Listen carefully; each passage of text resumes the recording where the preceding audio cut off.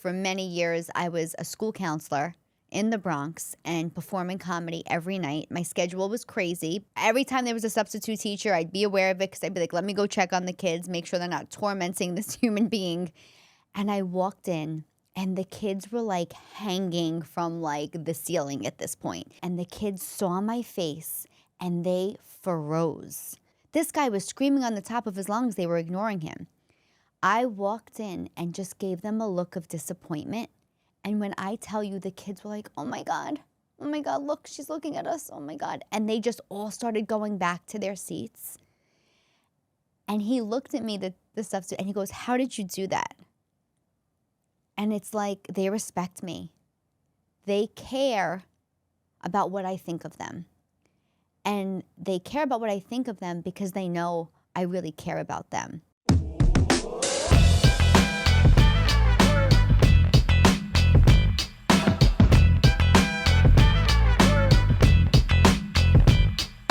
Cawfee Talk.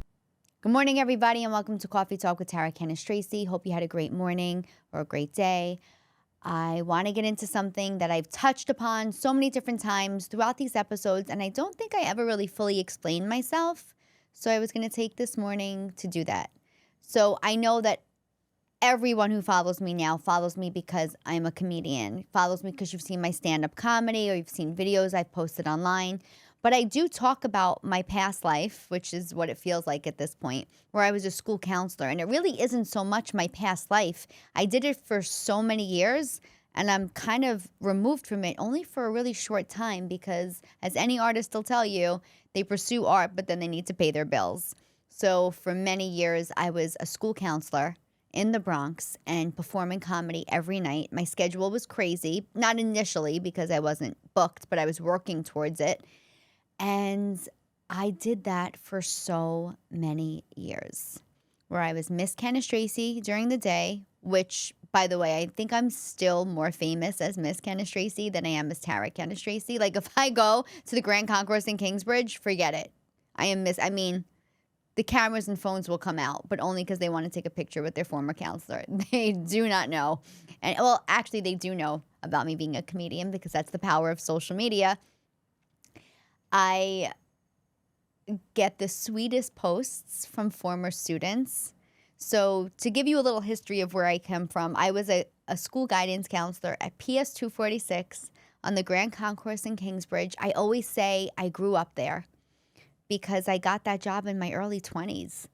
And the age difference between me and the kids was probably a lot shorter than it was between me and the veteran teachers in that building.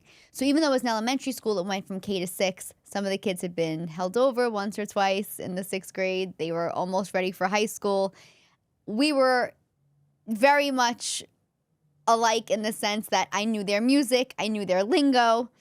I came from the Bronx, so I wasn't one of these teachers that was driving in from either Westchester or Jersey, to be a teacher in New York City. I was from New York City. So I related to those kids on another level. And because of that, that bond was so strong that I'll never forget. There was a substitute teacher. A lot of times we would have substitute teachers come in that were like career changers. So like businessmen, guys in suits that like all of a sudden had this calling to be a teacher. And then they would get in the classroom with these kids and they would sink. Like it's either swim or sink, and most of these men were sinking. And I'll never forget, it was like a 4th grade class maybe I walked into. Every time there was a substitute teacher, I'd be aware of it because I'd be like, let me go check on the kids, make sure they're not tormenting this human being. And I walked in and the kids were like hanging from like the ceiling at this point. They had turned this classroom upside down. And I see this like big man in a suit standing in the front of the room, and he looked petrified. And I opened the door and the kids saw my face and they froze. I am 5'1". They weren't scared of me in stature. They weren't scared of me because I even raised my voice. I didn't even have to yell. This guy was screaming on the top of his lungs. They were ignoring him. I walked in and just gave them a look of disappointment. And when I tell you, the kids were like, oh my God, look, she's looking at us, oh my God. And they just all started going back to their seats. And he looked at me, the substitute, and he goes, how did you do that? And it's like, they respect me. They care about what I think of them. And they care about what I think of them because they know I really care about them. And that was the only way, and the only way I think to ever be an effective educator. I don't care how well you think you can teach a subject. If you don't love those kids the way they need to be loved, or see those kids at least the way they need to be seen, and respect them and understand where they're coming from, you're not going to be effective. You're not going to be an effective teacher. They don't care about the math lesson or the history lesson you're teaching them if they don't know that you really care that they're learning it, or learning it to the capacity which they could learn, because they have so many other things going on in their little lives. And I worked in an area that was impoverished. I know that, right? So those kids were coming to school with heavy things on their shoulders, whether it was poverty, whether it was loss of a parent, whether it was the neighborhood that was crime-ridden, and then we were shoving them in seats and be like, learn. They had a lot of other things going on in their minds. So you always kind of really meet the kids at where they are, and that's what I did. I was the counselor. I was the social emotional support. It was the entire component of my job. Doesn't mean that I wasn't thrown to the wolves, or they didn't send me kids that they just couldn't handle in the classroom for behavior issues. It's all I dealt with. Which makes you feel bad for the good kids, or I don't like to say any kids are bad, but like the kids that behaved never really got my attention as much, and they were never my favorites because they were never the ones I was with. I was always with the kids causing havoc, and I was always the one they called when the kids called havoc because I was able to calm the kids down. And that was not because I got a degree in school counseling. I can tell you this, I walked into PS 246 in the Bronx, a 20-something-year-old, and nothing I had ever learned in school taught me what I needed to know about how to counsel those kids. Everything I did in that building was a maternal instinct, throwing shit at the wall to see what stuck, to be honest with you. I exhausted myself every chance I could trying to help whatever child needed help. Which reminds me of a kid that I had. I wanted to tell this story because I do these Talk New York videos. I do these imitations of a New York Italian 80s mom, and so many Spanish and Black people reach out to me and they go, you're doing an impression of my mother. Because we come, it's so similar, it's like our parents. I don't think it's necessarily an ethnic thing. I think it's like a generational thing where our mothers just all had the same book where they would say the same thing to us, you have to finish your food because there are kids starving in Africa, or, you've got more excuses than Carter has pills, or, you want to cry, I'll give you something to cry about. I mean, the abuse was public in the 80s. Like, it was, they weren't hiding the fact that they were going to hit you. Today, you can't do that to your kids. But, don't make me start swinging. Yeah, right? It's like, you woke up with teeth in your mouth, you want to go to bed with them? Like, the things that were said to us were, like, not normal, right? Like, I don't know how we are all walking miracles at this point. But it was just a different time. And there were so many similarities. It's true, as an Italian, and especially with the Spanish moms too in my school, because the neighborhood was predominantly Hispanic. And I'll never forget, I had this one kid, I can't say his name, I'll call him Robert, that wasn't his name, but this one kid, Robert, and this kid caused havoc. This kid was every teacher's nightmare. Nobody could contain him. He was extremely aggressive. Got into a lot of fights, cursed teachers out, cursed principals out, left the classroom, walked all over the hallway, caused trauma everywhere he was. Like, he was very hard to contain, but yet lovable, because he was funny when he was feeling good, and he had a personality, and he was very protective over me. He would walk me to my car. I'm like, you're in the 5th grade. You're going to walk me to my car. If he did something wrong, and he would never want to admit it, he would wait till my office door was closed and then tell me in private what he did wrong. And so there was he trusted me. He felt safe with me. And if he was doing something wrong, I don't want to say 10 out of 10 times, but 8 out of 10 times, I could probably contain him the most or help him the most in the moment. But I am one person in a school that had like 700 kids. And there was a moment where he was out of the classroom and running the halls and causing a scene. And I couldn't, I would always have to stop, drop, and roll just to attend to him. And his mother was calling the school and they were like, Robert's mother wants you to get on the phone. She wants to talk to you. And I'm like, I can't talk to her right now. Like, I had a good relationship with her too, because she knew I was really trying to help her son. And she was a really great mom. And he was too much for her to handle too. And she had other children. And I said, I can't talk to her right now. And she kept calling the school. And they're like, she keeps calling the school. She says she has to talk to you and only you. So I go down to the main office. I grab the phone and I'm like, hello. And she's like, Miss Cannistraci. She had a really strong accent. I don't know if I'm going to do it justice, but she was like, I said, hey, he's acting out or whatever. And she's like, I know, they called me. The school called me. Only you, she said, only you hit him. And I was like, what? And she was like, hit him.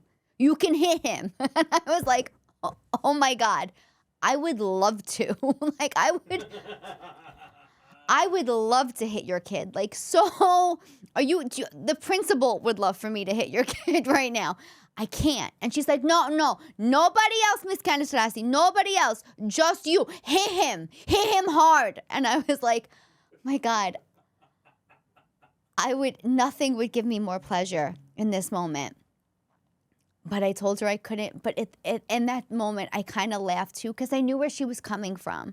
Like, this was a mother who was like, I know my kid is a troublemaker. I know that he's struggling. And she wasn't just going to let any teacher hit him, right? She knew that I really loved him. She knew that I cared about him. She was still a protective Spanish mom, right? Like, she was still like, I'll hit my kid. Nobody else is going to touch my kid, which is the same way any Italian mom would be. But she trusted me enough and had a relationship with me enough to say, it's okay. So I said, no, I can't do it. I go, I have to go. No, she said, I'm going to call Miss Johnson. That was the principal. I'm going to tell her it's okay. And I was like, no, it's not. Trust me. She wishes it was okay too. We all wish I could hit your son right now, but I can't. And it was just one of those moments, that I look back on now and I still wouldn't change those moments for the world. I'll leave you with one other story. I can tell stories for days. I'll leave you with this one story. I had this kid who wouldn't shut up. He was a real gacudon, right? We did that word of the day in the episode. He was such a gacudon, this kid. He would get kicked out of class all of the time. In fact, my best friend was his 6th grade teacher, and she literally sent him to my room one day and was like, I can't even listen to him anymore. He was brilliant, this kid. He was so smart.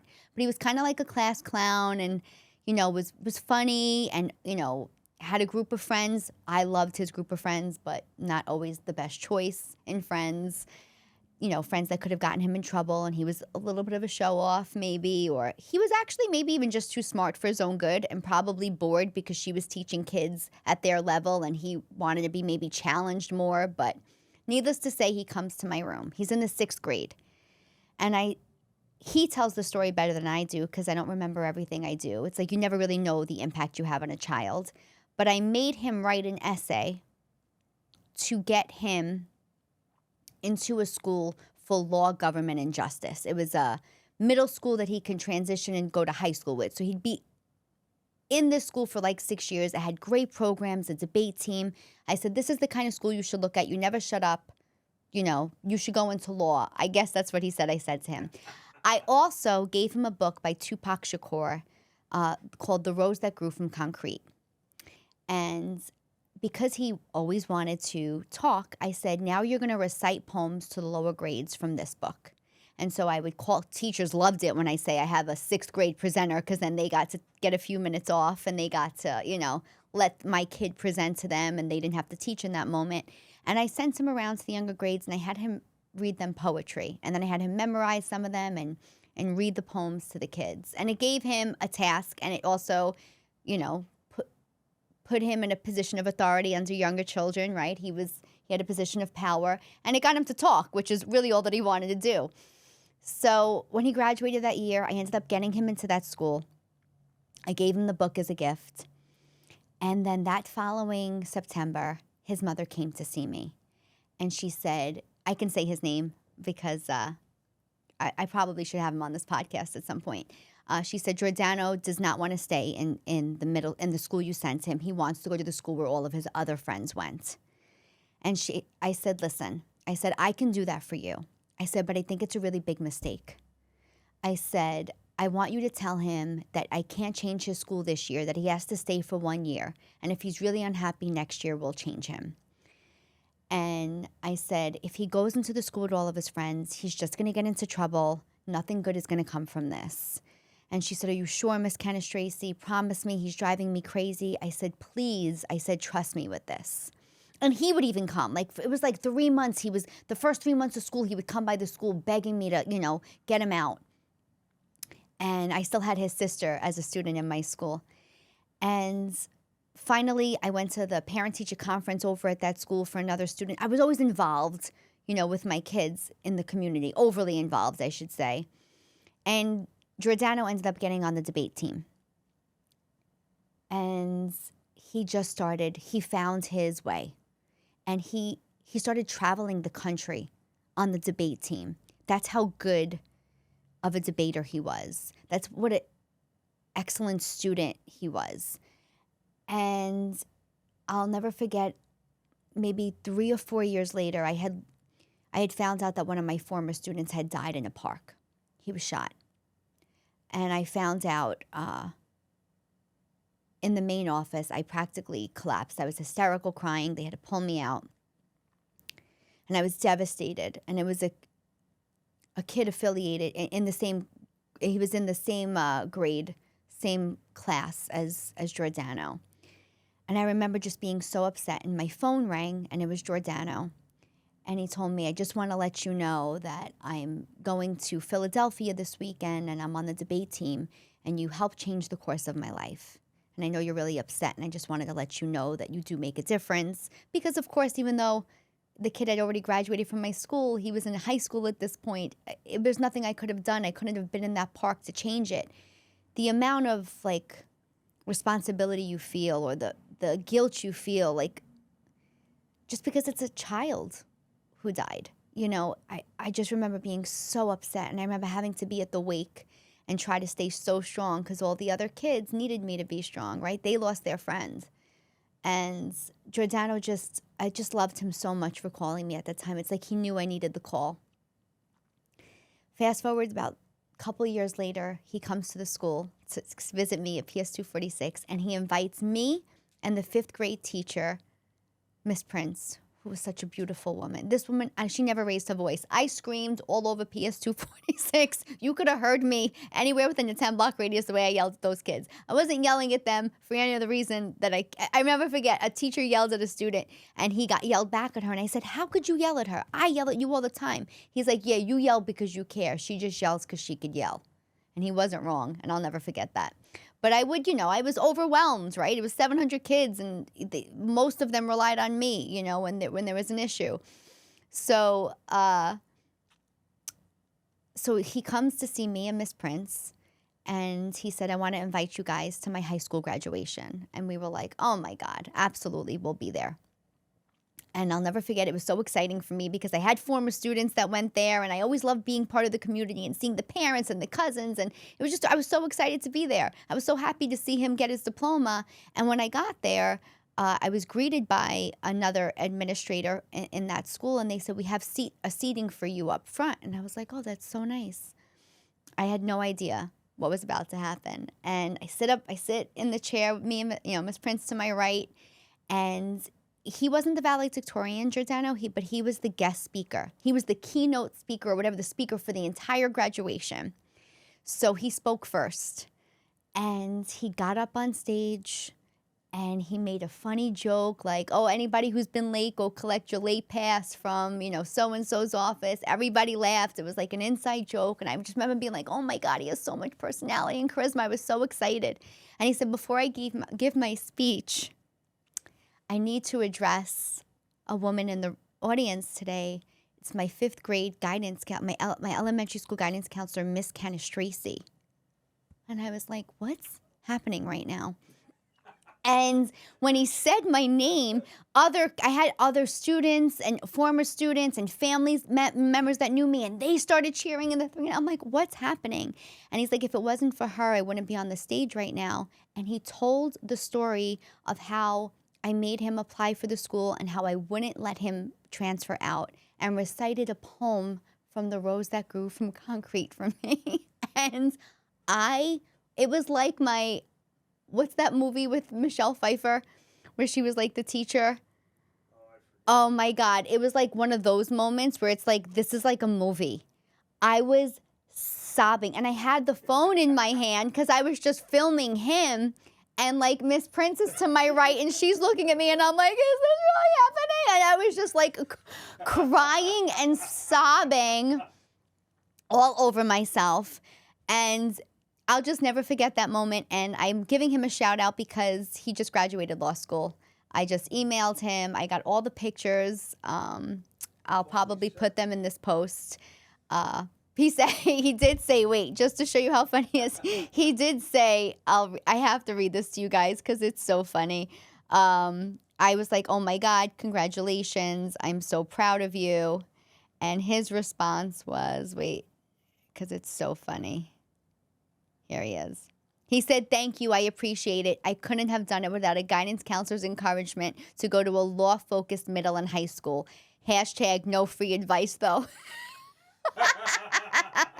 Oh, you will. If I need a lawyer, there's a no fee policy when it comes to me. I actually had his sister, Roanna, another student, Marlene, and another student, Heaven. When I moved from my apartment in the Bronx to Hartsdale, I grabbed those girls and made them move all of my stuff with me. I was like, you thought counseling was free all those years? No, ladies. That I put in my time. I put in overtime with you. And 3 former students actually moved me out of my first apartment into my apartment in Hartsdale when I moved. So, yeah, no, listen, if you are a former student and you're killing it, we're killing it. I put in my time. No, free labor, but free law advice. Anyway, guys, I just wanted to talk about those stories. See, even when I talk about them now, I get so nostalgic and I get so sad because I wish comedy felt that fulfilling. And it has its moments. It does. When you guys tell me you really needed to laugh, of course, that makes me happy. But I just don't know right now. I'm sure. And please tell me if there's a good time, a bad time you were going through where comedy helped you. Not even my comedy necessarily, but make me feel good about the career path I've now chosen when I've given up something as rewarding as hitting other people's kids. So on that note, I hope you enjoyed these stories. If you have an educator that you think would love this episode, I just ask that you share it with them. I do think with my next hour of comedy, after the special, I'm going to start telling more of these stories and longer form stories on stage because I think there's a real art form to it, which I maybe haven't mastered yet, but I do want to share more about who I am and where I come from. And I think there are things that you guys could really relate to and really enjoy. And, you know, they're not always positive experiences, but if we can laugh at them, you know, isn't that healing? So maybe that'll be my new counseling venture in comedy. Anyway, guys, I can't do it without you. So please continue to come to shows, continue to share the content, and let me know how you feel about these episodes. I love you guys. Have a great day or a great night. And please go to tarajokes.com and you'll see all the shows there. Cawfee Talk.